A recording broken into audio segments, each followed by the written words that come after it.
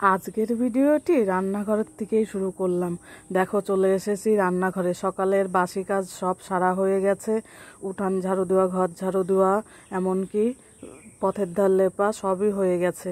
তারপরে বাসি জামা কাপড় ছেড়ে ধুয়ে দিয়ে চলে এসেছি রান্নাঘরে। তা রান্নাঘরে দেখো শাকটা বানিয়ে নিচ্ছি।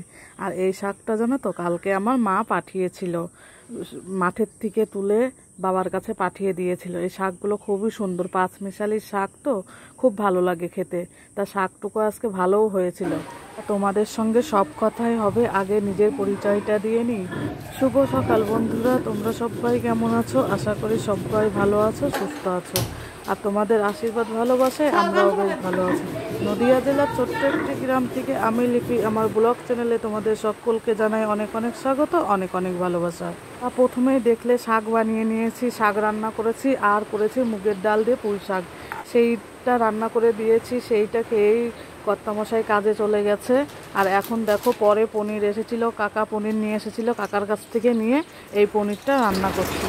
দেখো পনিরটা আমি লবণ হলুদ দিয়ে মাখিয়ে নিলাম, কড়াইতে তেলও দিয়ে দিয়েছি। এবার পনিরটা ভালো করে লাল লাল করে ভেজে নেব। পনিরটা খেতে যেন খুবই সুস্বাদু আর ভালোও হয়। আমার পনিরটা একটু লাল হয়ে গেছে, মাঝে যেগুলো ছিল গ্যাসটা জোরে দেওয়া ছিল বলে একটু লাল হয়ে গেছে। আমি যদি পনির খাই তাহলে এই কাকার কাছ থেকে নিই, দোকান থেকে আনি না। দোকানের পনিরগুলো একটু টক টক লাগে, কিন্তু এই কাকার পনিরগুলো টকও লাগে না, কিছুই না, বেশ ভালো। এদিকে আলুগুলো লাল লাল করে ভেজে নিয়েছি। তারপরে দেখো টমেটো কুচি দিয়ে দিয়েছি, আর দিয়েছি সব মশলাগুলো বাটা। দেখিয়েছি কি কি মশলাগুলো বেটেছিলাম, আদা, জিরে, লঙ্কা, পোস্ত সব কিছু বেটে নিয়েছি, সেগুলোই দিয়েছি। আর তেলের পর লবণ, হলুদ, চিনি দিয়ে এবার মশলাটাকে ভালো করে আমি কষিয়ে নেব। দেখো মশলা থেকে তেলও ছেড়ে গেছে, আমি মশলাটা খুব সুন্দর করে কষিয়েছি। এবার দেখো জল দিয়ে দিয়েছি। এবার জলটা দিয়ে দিলে জলটা ফুটতে থাকুক, ততক্ষণ আমি গরম মশলাটা বেটে নেব। আর আমি জানো তো গুঁড়ো গরম মশলা একটু কমই ইউজ করি, আমি বাটা গরম মশলাই বেশি ইউজ করি। পনিরের তরকারিটা আমার রেডি, দেখো নামিয়ে নিয়েছি। দেখতে বেশ ভালো হয়েছে, খেতেও ভালো হয়েছিল।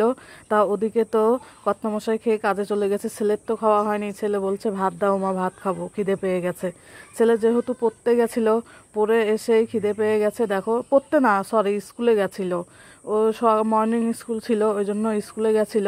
তা বেলা ভালোই হয়ে গেছে, তার জন্য দেখো ওকে ভাত দিয়ে দিয়েছি। আমি ভাবলাম যে ভাত একবারে বেড়েছি যতক্ষণ আমিও খেয়ে নিই, বেলা হয়ে গেছে। ওদিকে তো বাসি বিছনাটা পড়ে রয়েছে, সব কিছু রান্না করতে গিয়ে বিছনাটা আমার পড়েই ছিল। বেলা কিন্তু এখন 11টার বেশি বাজে, ছেলে স্কুল থেকে চলে এসেছে। তা এখন দেখো খাওয়া দাওয়ার কাজ ওদিকে কমপ্লিট করে বাসনগুলো কলপারে নামিয়ে রেখেছি। এদিকে দেখো বিছনাটা গোছাতে চলে এসেছি, বিছনাটা গোছানো হয়ে গেছে। এদিকে দেখো এদিকে সিঁড়িটা ঝাড়ু দেওয়া হয়েছিল না, যেহেতু কর্তামশাই সব মাল টাল রেখেছিল এই সিঁড়ির মধ্যে দিয়ে, সাইকেলে মাল সাজাচ্ছিল, তার জন্য দেখো আমি সিঁড়িটা ঝাড় দিতে পেরেছিলাম না, ঝাড় দিয়ে নিলাম। ওদিকে দেখো মেঘ লেগে গেছে, ওই জন্য আবার তাড়াতাড়ি ছাদে চলে এসেছি, জামা কাপড় তুলতে হবে। জামা কাপড়গুলো সকাল সকালে মেলে দিয়েছি, আমার শুকিয়েও গেছে। কি ভীষণ মেঘ করেছে, কি এমন যে বৃষ্টি হবে তা জানা ছিল না, তা খুবই তো বৃষ্টি হয়েছিল। তোমরা তো দেখবেই আমার ভিডিওতে কেমন দেখো মেঘ করেছে, খুব মেঘ করেছে।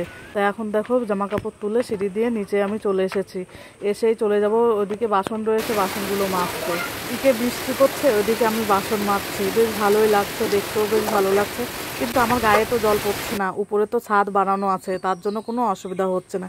কিন্তু জল একটু ছিটে ছিটে গায়ে লাগছিল, তার জন্য দেখো আমি দেওয়ালের সঙ্গে সেটে গেছি পুরো। তা জল লাগলেও অসুবিধা নেই, যেহেতু আমি এখন স্নান সারবো, তাই এই কাজগুলো করে কয়টা জামা কাপড় ভিজিয়েছি, সেই জামা কাপড়গুলো কেচেই ভাবছি স্নান সেরে নেবো। এদিকে দেখো আমার বাসনগুলো মাজা হয়ে গেছে, এবার আমি জল দিয়ে ধুয়ে নিচ্ছি। ধুয়ে নিয়ে ওদিকে তো এঁঠো রয়েছে, এঁঠোটাও মুছতে হবে, তার জন্য দেখো ঘরে চলে এসেছি। ঘরে এসে এঁঠোটা মুছে নিচ্ছি। ভিজলে অসুবিধা হতো না, ভিজলাম না কেন, এদিকে ঘরের একটু কাজ রয়েছে, ওদিকে রান্নাঘরের কাজও একটু রয়েছে, রান্নাঘর তো পরিষ্কার করা হয়নি, তার জন্য ভাবছি যে একটু পরে ভিজলে অসুবিধা নেই। আবার বেশি ভিজলে তো ঠান্ডা লেগে যাবে, এখনকার তো দিন সময় ভালো না, সবারই জ্বর সর্দি আসছে, ওই জন্য ভিজতেও ভয় করে। তা দেখো এদিকে এসে রান্নাঘরটা আমি গুছিয়ে নিয়েছি, এবার মোছা কোছা হয়ে গেছে।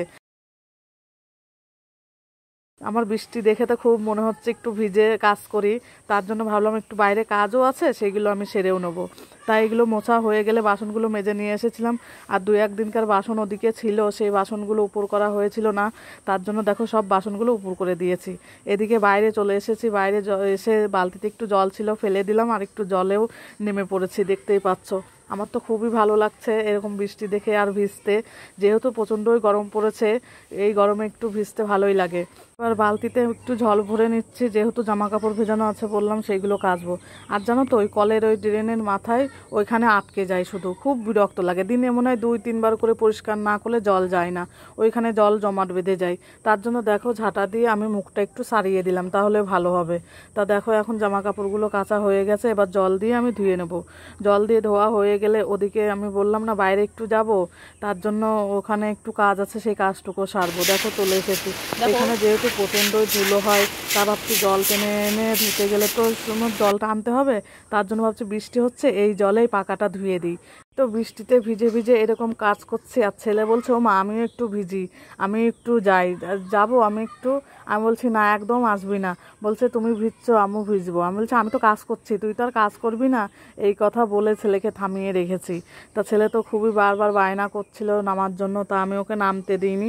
দেখো প্রচণ্ডই ধুলো, তোমরা দেখতে পাচ্ছ, ধুয়ে দিচ্ছি, ধুলো বেরোচ্ছে। আর এদিকে দেখো ঘর মোছার নেতাটাও আমি ভালো করে এই জল দিয়ে ধুয়ে এখানে জানালার পর রেখে দিলাম। তা এই পাশটা আমার জল দিয়ে ধোয়া হয়ে গেলে সিঁড়ির ও পাশে চলে যাব, ও পাশে একটু ভাবতে ধুয়ে দিই। আমাদের রাস্তার দেখা যাচ্ছে না, শুধু জলই দেখা যাচ্ছে। রাস্তায় কিন্তু ভালোই জল বেঁধে গেছে, আর ভালোও লাগছিল, আমার তো একটু হাঁটতেও ভালো লাগছিল। আর এই বৃষ্টির মধ্যে যদি রাস্তায় জল বেঁধে থাকে, যেহেতু কাদা নয়, পায়ে তো কাদা জড়াচ্ছে না, বেশ ভালো লাগছে। আমার তো খুবই ভালো লাগছিল। কার কার এরকম ভিজতে ভালো লাগে একটু কমেন্ট করে বলো। তা ভিডিওটি যদি ভালো লেগে থাকে একটা লাইক দিয়ে কমেন্ট করে আমার পাশে থেকো। দেখো কত জল দেখিয়ে দিলাম, এর পাশেও দেখো বন্যা হয়ে গেছে, একদিনের বৃষ্টিতেই আমাদের এদিকে বন্যা। তা ভিডিওটি আমি এই পর্যন্ত রাখছি, আসছি আগামীকাল নতুন একটা ভিডিওর সঙ্গে। ততক্ষণ ভালো থেকো, সুস্থ থেকো, সাবধানে থেকো, টাটা। এদিকে কর্তামশাই চলে এসেছে, মালগুলো তুলে নিচ্ছে। আমার কর্তামশাইও ভিজে গেছে পুরো, আজকে তো তাঁবু নিয়ে যায়নি, ওই জন্য মালগুলোও ভিজে গেছে, খুব জল ভর্তি।